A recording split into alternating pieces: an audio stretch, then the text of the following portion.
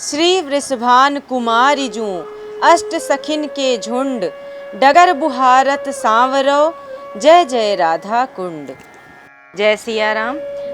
संतान की लंबी आयु और संतान प्राप्ति की मनसा से किए जाने वाला अहोई अष्टमी का व्रत इस वर्ष 17 अक्टूबर 2022 दिन सोमवार किया जाएगा।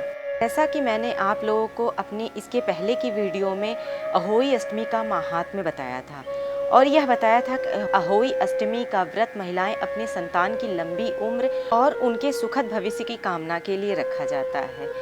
साथ ही यह व्रत पुत्र प्राप्ति के लिए भी खास महत्व रखता है। और क्या आप सभी जानते हैं कि भारत में एक ऐसा कुंड है जिसमें यदि पति पत्नी दोनों साथ में अहोई अष्टमी के दिन स्नान कर लें तो उन्हें शीघ्र ही संतान प्राप्ति के योग बनते हैं। इसे राधा रानी कुंड कहते हैं। तो आइए हम जानते हैं इस वीडियो के माध्यम से कि राधा कुंड की पौराणिक मान्यता का क्या है और इस कुंड में किस दिन विशेष स्नान करने से और किस समय विशेष स्नान करने से संतान प्राप्ति के विशेष योग बनते हैं।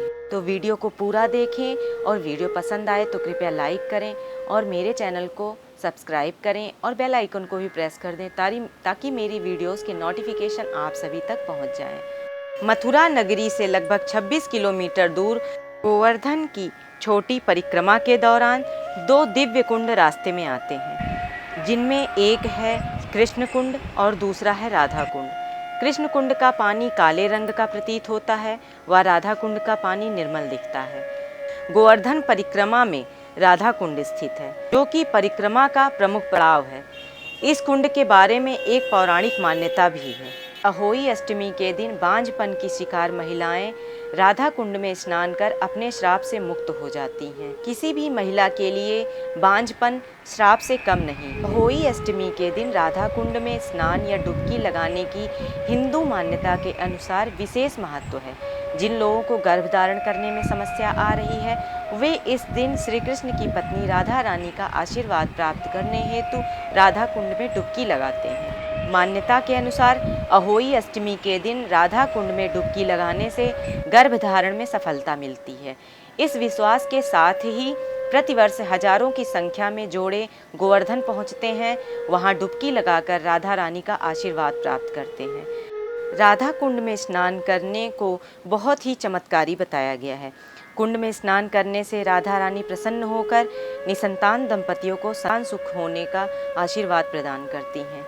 अहोई अष्टमी के दिन मध्य रात्रि के समय, जिसे निशिता काल कहा जाता है, में यह डुबकी लगाने का सर्वश्रेष्ठ समय माना गया है। अतः यह स्नान मध्य रात्रि से आरंभ होकर पूरी रात चलता है।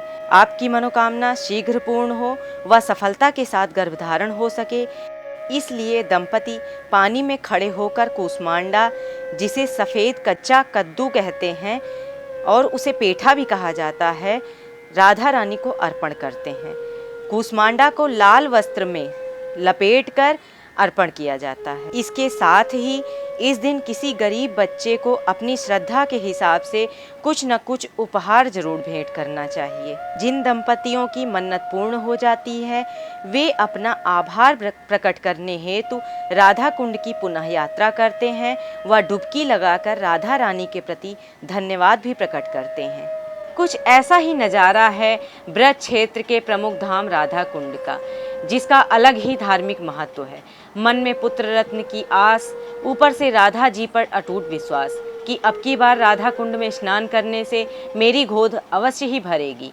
इसी आस्था के साथ कार्तिक मास की अष्टमी को हजारों दंपति पुत्र रत्न की प्राप्ति की कामना लेकर राधा कुंड में देश विदेश से स्नान करने आते हैं।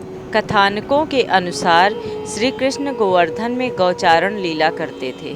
इसी दौरान अरिष्टासुर ने गाय के बछड़े का रूप धर के श्री कृष्ण पर हमला किया। इस पर श्री कृष्ण ने उसका वध कर दिया। तब राधा रानी ने श्री कृष्ण को बताया कि उन्होंने अरिष्टासुर का वध तब किया जब वह गौवंश के रूप में था, इसीलिए उन्हें गौवंश हत्या का पाप लगा है। इस पाप से मुक्ति के उपाय रूप में श्री कृष्ण अपनी बांसुरी से एक कुंड श्याम कुंड खोदा और उसमें स्नान किया। इस पर राधा जी ने श्याम कुंड के बगल में अपने कंगन से एक और कुंड खोदा। राधा कुंड और उसमें स्नान किया। स्नान करने के बाद राधा जी और श्री कृष्ण ने महारास रचाया था। महारास में दोनों कई दिन रात तक लगातार रास रचाते हुए सुध-बुध खो बैठे। महाराज से प्रसन्न होकर राधा जी से श्री कृष्ण ने वरदान मांगने को कहा। इस पर राधा जी ने कहा कि हम अभी गौवंश वध के पाप से मुक्त हुए हैं। वे चाहती हैं कि जो भी इस तिथि में राधा कुंड में स्नान करे उसे पुत्र रत्न की प्राप्ति हो। इस पर श्री कृष्ण ने राधा जी को यह वरदान दे दिया। इसका उल्लेख ब्रह्म पुराण व गर्ग संहिता के गिरिराज खंड में मिलता है। उल्लेख है कि महारास वाले दिन कार्तिक मास की अष्टमी थी, अहोई अष्टमी जिसे बोलते हैं। तभी से इस विशेष तिथि पर पुत्र प्राप्ति को लेकर दंपति राधा कुंड में स्नान कर राधा जी से आशीर्वाद मांगते हैं। राधा कुंड नगरी कृष्ण से पूर्व राक्षस अरिष्टासुर की नगरी अरिधवन थी। बताया जाता है कि अरिष्टासुर अति बलवान व तेज दहाड़ वाला था।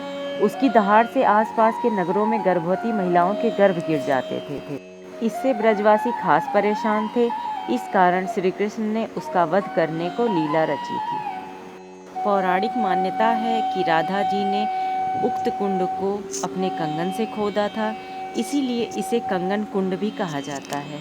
जो राधा कुंड नहाई, पुत्र रतन जन जाई।